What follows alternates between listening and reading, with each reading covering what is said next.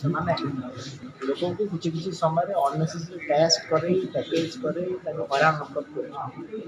ତ ଆଜି ଆମର ପୁରା ଡିପାର୍ଟମେଣ୍ଟ ଆମର ସେକ୍ରେଟାରୀ NHM ଡାଇରେକ୍ଟର ଏବଂ ଡିପାର୍ଟମେଣ୍ଟର ବରିଷ୍ଠ ଅଧିକାରୀଙ୍କ ସହିତ ଗୋଟେ ତା ସହିତ କର୍ପୋରେଟ୍ ହସ୍ପିଟାଲ ଯେଉଁମାନେ ବଡ଼ ହସ୍ପିଟାଲ ତା ସହିତ ମିଟିଂ ଏବଂ ମୁଁ ଗୋଟେ ଲୋକଙ୍କ ପାଖରେ ଗୋଟେ ସୂଚନା ଦେବା ପାଇଁ ଚାହେଁ ଯେ ଧରନ୍ତୁ ଜଣେ ରୋଗୀ ହସ୍ପିଟାଲକୁ ଆସିଲା ଏବଂ କୌଣସି ରୋଗର ଟେଷ୍ଟ ହେଲା ଯିଏକି ହସ୍ପିଟାଲରେ ଭର୍ତ୍ତି ହେବାକୁ ପଡ଼ିବ।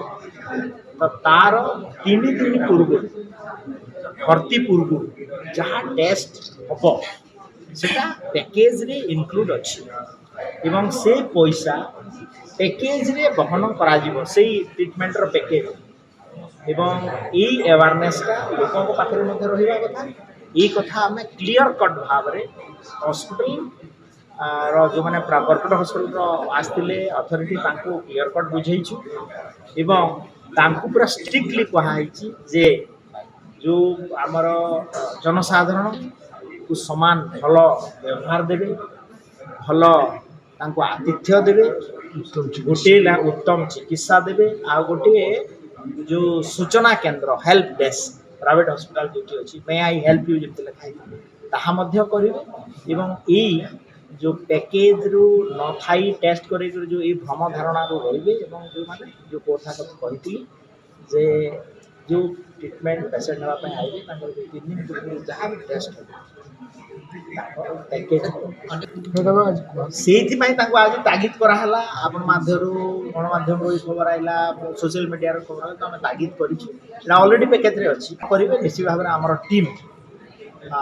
ସେ ଗୋଟେ ପରିକ୍ରମା କରିବେ, ପରିଦର୍ଶନ କରିବେ ଏବଂ ସରକାର ସକ୍ସେସଫ୍ ଆକ୍ସନ୍ ନେବ ଯେଉଁମାନେ ଏଇ ଗାଇଡ଼ଲାଇନ୍କୁ ଭଲ ଏଇ କଥା ହିଁ ଆଜି ଆମେ ରିଭ୍ୟୁ କରିଥିଲୁ।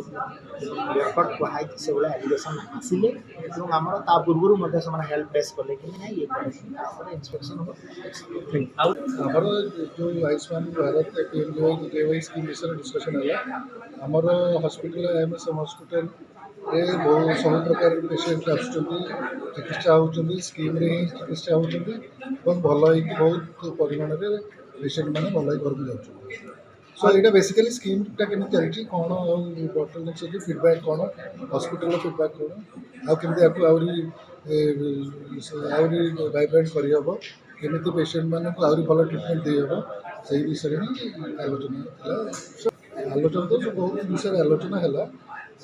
ପେସେଣ୍ଟମାନଙ୍କୁ କେମିତି ଆମେ ସେଇ ଯେଉଁ PMJAର ଗାଇଡ଼ଲାଇନ୍ ହିସାବରେ ଆମେ ଟ୍ରିଟମେଣ୍ଟ କରିବା, ପେସେଣ୍ଟମାନଙ୍କୁ କେମିତି ଶୀଘ୍ର ଡାଇଗ୍ନୋସିସ୍ କରିବା, ଭଲ ଟ୍ରିଟମେଣ୍ଟ କରିବା ଏବଂ ଘରକୁ ସେମାନେ ହସି ହସି ଘରକୁ ଫେରିବେ, ସେଇଟା ହିଁ ମେନ୍ ଡିସ୍କସନ୍ ହେଇଥିଲା। ସେଇ ବିଷୟରେ ସବୁ ହସ୍ପିଟାଲ ବି କମିଟ୍ କରିଥିଲେ କି ଆମେ ଭଲ ଭାବରେ ଟ୍ରିଟମେଣ୍ଟ କରିବୁ ଏବଂ ପେସେଣ୍ଟକୁ ଚେଷ୍ଟା କରିବୁ ଭଲ କରି ଘରକୁ ଫେରିବୁ। That is included in the package.